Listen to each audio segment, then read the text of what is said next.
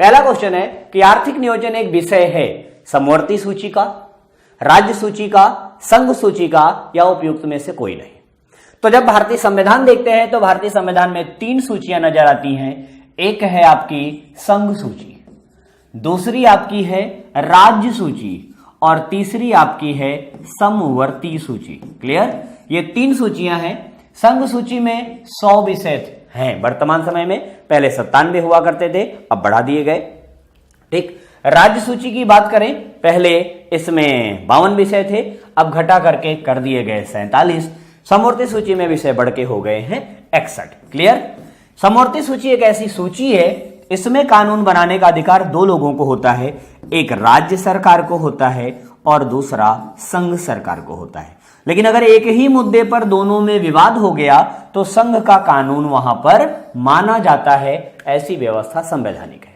तो आर्थिक नियोजन का मतलब है देश के विकास से संबंधित। तो विकास से संबंधित किसी भी मामले के निर्णय में दोनों का सम्मिलित होना जरूरी होता है, इसीलिए इसे समवर्ती सूची में डाला गया है। तो समवर्ती सूची का विषय है आर्थिक नियोजन, जिसमें देश के उत्पादन से संबंधित फैसले किए जाते हैं। क्लियर? चलते हैं हम लोग नेक्स्ट क्वेश्चन पर। यह रहा आपका अगला सवाल। अर्थव्यवस्था में कोर सेक्टर से तात्पर्य है। तो जब भी आप सीएसओ को पढ़ते हैं तो सीएसओ आपकी अर्थव्यवस्था को 3 भागों में डिवाइड करता है। एक है प्राथमिक, दूसरा है द्वितीयक और तीसरा है तृतीयक। ठीक, तृतीयक क्षेत्र। और इनको फिर वो 14 भागों में बांटता है। तो प्राथमिक के अंतर्गत हम लोग पढ़ते हैं कृषि और उससे संबंधित क्षेत्र, द्वितीयक में हम लोग पढ़ते हैं उद्योग और तृतीयक में पढ़ते हैं सेवा। क्लियर?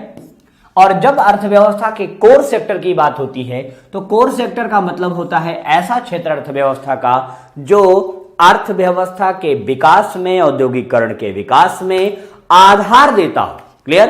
तो भारत सरकार ने कुछ उद्योगों का चयन किया है और वो उद्योग हैं 8 ऐसे उद्योग चयन किए गए हैं, जैसे कोयला हो गया, लोहा हो गया, इसके साथ साथ कच्चा तेल, प्राकृतिक गैस, पेट्रोलियम रिफाइनरी, ठीक, उर्वरक, इस्पात और सीमेंट। ऐसे 8 सेक्टर हैं जिन्हें सरकार चयन करती है। तो चयनित आधारभूत उद्योगों को क्या कहा जाता है? भारत का कोर सेक्टर। क्लियर? चलते हैं अगले सवाल पे। नेक्स्ट क्वेश्चन, 12वीं पंचवर्षीय योजना की अवधि क्या थी? तो 12वीं पंचवर्षीय योजना की अगर बात करें तो हम बात करेंगे जो है प्लानिंग कमीशन की, योजना आयोग की। योजना आयोग ने अब तक कुल 12 पंचवर्षीय योजनाएं और 7 एक वर्षीय योजनाएं चलाई हैं और इसकी आखिरी योजना रही 12वीं। क्यों? क्योंकि जो है 31 दिसंबर सन 2014 को पंचवर्षीय योजना आयोग को भंग कर दिया गया। तो यह 12वीं पंचवर्षीय योजना आपकी आखिरी साबित हुई। इस 12वीं पंचवर्षीय योजना में आपके जीडीपी का ग्रोथ रेट निर्धारित किया गया था 8%। और ये 8% जीडीपी ग्रोथ रेट तभी मिल सकती थी जब प्रतिवर्ष विकास दर कितनी हो? प्रतिवर्ष विकास दर 10% होती तो भारत का ग्रोथ रेट 8% पहुंच सकता था। इसको निर्धारित किया गया सन 2012 में और 2012 से लेकर 2017 तक इसकी अवधि रही। क्लियर? यह अलग बात है कि प्लानिंग कमीशन को 14 में भंग कर दिया गया, लेकिन योजनाएं प्रगति पर रही। आपको उदाहरण के तौर पे बता दूं कि आपके यहाँ एक योजना चलती है मिड डे मील, जिसे आप एमडीएम कहते हैं। ये चलाई गई 1995 में और आज भी यह प्रगति पर है। हर आदमी जानता होगा मध्याह्न भोजन योजना, एमडीएम जिसे कहते हैं आप। तो योजना आयोग खत्म हुआ है, योजना आयोग की जगह एक नई संस्था बनी है जिसे आप कहते हैं NITI, national institute for transforming India, भारतीय राष्ट्रीय परिवर्तन संस्थान। ये एक प्रकार का थिंक टैंक है जो योजना बनाने वाले निकाय को जो है प्रशिक्षित करता है और उन्हें योजना बनाने के लिए आगे बढ़ाता है। और ये रहा अगला सवाल, नेशनल प्लानिंग कमेटी का गठन किसने किया? बात हो रही है राष्ट्रीय नियोजन समिति का। ठीक, राष्ट्रीय नियोजन समिति आप इसे कहते हैं। बेसिकली नियोजन की अगर सबसे पहले चर्चा की जाए तो 1934 में विश्वेश्वरैया महोदय ने की थी। इन्होंने अपनी किताब प्लान्ड इकोनॉमी फॉर इंडिया में नियोजन के बारे में वकालत की। लेकिन विश्वेश्वरैया महोदय की बात 1934 में कौन सुनता, क्योंकि 1934 में अंग्रेजों का शासन था। और उसके बाद कांग्रेस के मंच से 1938 में इस बात को उठाया गया और वो था हरिपुरा अधिवेशन। हरिपुरा अधिवेशन, हरिपुरा कहां पर है? हरिपुरा गुजरात में है। तो गुजरात में इस अधिवेशन के अध्यक्ष थे सुभाष चंद्र बोस।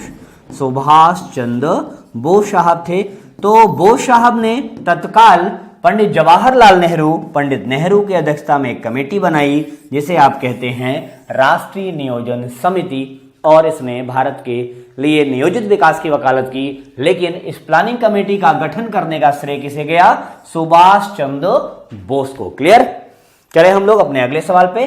नेक्स्ट क्वेश्चन आपका ये रहा, 20 सूत्रीय आर्थिक कार्यक्रम सर्वप्रथम प्रारंभ किया गया था।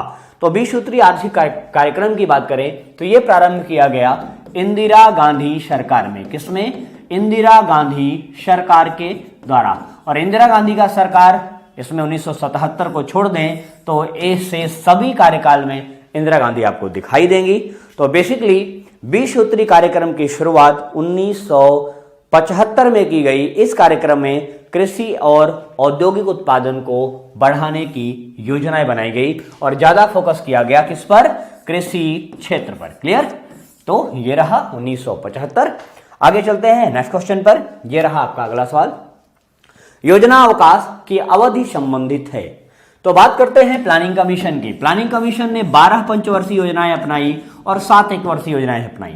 ये 7 जो एक वर्षीय योजना रही, इस एक वर्षीय योजना को आप कहते हैं योजना अवकाश। क्या कहते हैं? प्लानिंग हॉलीडे या योजना हॉलीडे। क्लियर? अब इस योजना अवकाश के दरमियान क्या किया गया है? इस योजना अवकाश को अगर आप देखें तो 1951 से पहली योजना चली 56 तक, 56 से 61 तक दूसरी योजना चली, 61 से 66 तक तीसरी योजना चली, और इस तीसरी योजना के दौरान कुछ ऐसे घटनाएं घटी कि सरकार को योजनाएं बंद करनी पड़ी।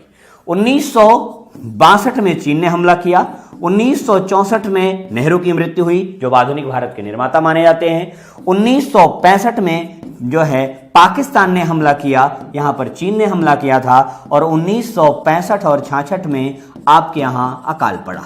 तो इतनी आपदाओं से झेलता हुआ भारत आर्थिक रूप से काफी हाशिए पर आ गया और इसने 1966 से लेके 69 तक योजना अवकाश ले लिया। क्लियर?